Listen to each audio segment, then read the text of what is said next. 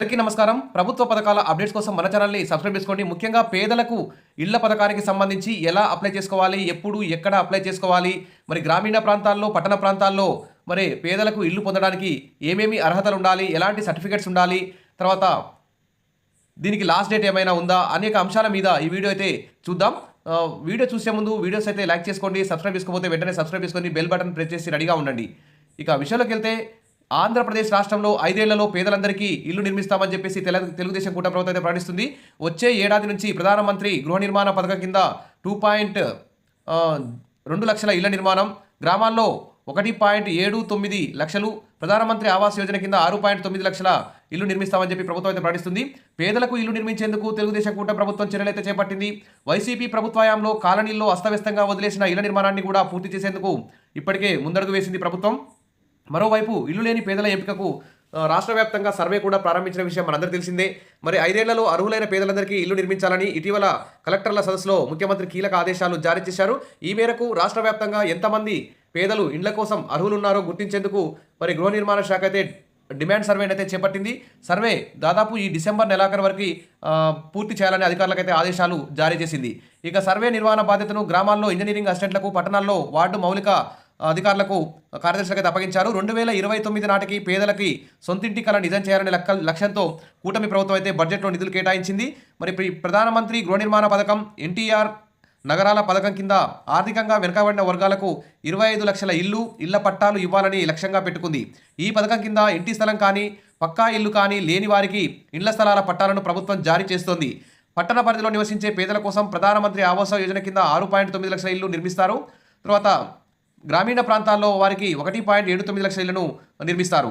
మరి అన్ని శాఖల సమన్వయంతో మరి సొంత స్థలాల్లో ఇళ్ల నిర్మాణాన్ని చేపట్టాలని నిర్ణయించింది. ఈ మేరకు సర్వేలో భాగంగా సొంత స్థలాలు ఉండి అక్కడ ఇళ్ల నిర్మాణాన్ని చేపట్టేందుకు ముందుకు వచ్చే అర్హులను ఎంపిక చేయాలని అధికారులను అయితే ఆదేశించింది.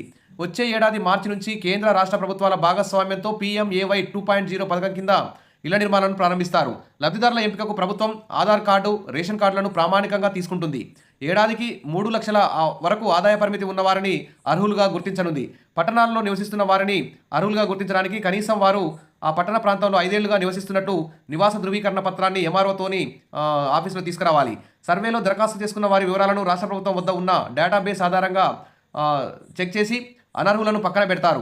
మిగిలిన అర్హుల వివరాలను ప్రధానమంత్రి గృహ నిర్మాణ పథకం 2.0 పథకానికి ఒక యాప్ అయితే ఉంది. ఆ యాప్లో ఆ వివరాలు మొత్తం, ఆ డేటాబేస్ మొత్తం పొందుపరుస్తారు. వారికి ఇళ్ల నిర్మాణాన్ని ఇల్లు మంజూరు చేస్తారు.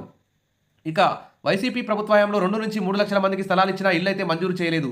గ్రామీణ ప్రాంతాల్లో ఎక్కువగా ఈ సమస్య అయితే ఉంది. దీంతో కూటమి ప్రభుత్వం ఇప్పటివరకు స్థలం, ఇల్లు లేని వారి పేర్లను కూడా సర్వేలో నమోదు చేసుకోమని చెప్తున్నారు. అదేవిధంగా కొండలపై, గుట్టలపై నివాసయోగ్యంగా లేని ఇరుకు ఇళ్లలో ఉంటున్న గిరిజనులకు ప్రధానమంత్రి జన్మన్ పథకం కింద కూడా నూతన గృహాలు నిర్మించనుంది. రాష్ట్రంలో సుమారు 15,000కు పైగా గృహాలను పూర్తి చేయాలని ప్రతిపాదించింది. కూటమి ప్రభుత్వం గృహ నిర్మాణ శాఖకు 4,000 కోట్లను కూడా కేటాయించడంతో ఇళ్ల నిర్మాణం శరవేగంగా సాగే అవకాశం ఉంది. మరి చంద్రబాబు సర్కార్ అయితే భారీ శుభవార్త అయితే చెప్తుంది. నూతన సంవత్సర కానుకగా ఒక్కొక్క ఇంటికి 2.5 లక్షలు ఇస్తామని చెప్పేసి ప్రకటించారు. అర్హుల గుర్తింపు కోసం ఈ సర్వే అయితే రాష్ట్ర వ్యాప్తంగా జరుగుతుంది. దాదాపు డిసెంబర్ 31 వరకు ఈ సర్వే పూర్తి చేయాలని ఆదేశాలు అయితే వచ్చాయి. మరి కాబట్టి తర్వాత ఈ సర్వే పూర్తయిన తర్వాత ప్రభుత్వం నిజమైన అర్హులకు ఇళ్లను మంజూరు చేయాలని చూస్తుంది. అందువల్ల మీరు కూడా కొత్త ఇల్లు కట్టుకోవాలని చూస్తే వెంటనే అప్లై చేసుకోండి. ఇంతకీ ఎలా అప్లై చేసుకోవాలంటే లబ్ధిదారుల మీ గ్రామం సమీపంలోని, మీ పట్టణ సమీపంలోని సచివాలయానికి వెళ్ళి అప్లై చేసుకోవాల్సి ఉంటుంది. తర్వాత మీరు అప్లై చేసుకున్నటువంటి వివరాలన్నింటినీ వెరిఫికేషన్ చేస్తారు. ఆ తర్వాత అర్హుల వివరాలను ప్రధానమంత్రి ఆవాస్ యోజన యాప్లో నమోదు చేస్తారు. తర్వాత MRO గారు, MPDO గారు, గృహ నిర్మాణ సంస్థ ఇంజనీర్లు వీరందరూ కూడా పరిశీలన జరిపి ఆ తర్వాత నిజమైన అర్హులకు ఇళ్లనైతే మంజూరు చేస్తారు. అందువల్ల మీకు సొంత ఇల్లు లేకపోతే వెంటనే మీ గ్రామ సచివాలయానికి వెళ్ళి ఇంటి కోసం అయితే అప్లై చేసుకోండి. ప్రభుత్వం నుంచి ఒక్కో ఇంటి నిర్మాణానికి 2.5 లక్షల వరకు ఆర్థిక సాయం అందిస్తారు. కొత్త ఇంటి దరఖాస్తుకు రేషన్ కార్డు, ఆధార్ కార్డు కావాలి.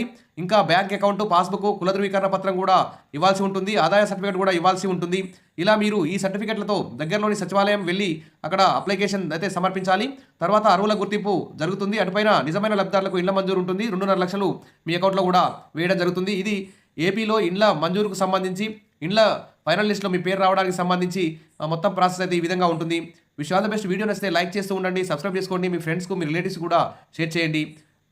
ఏపీ హౌసింగ్ స్కీమ్లో మీకు ఖచ్చితంగా లాభం జరిగేలా మన ఛానల్లో వీడియోస్ అయితే వస్తాయి. Thank you.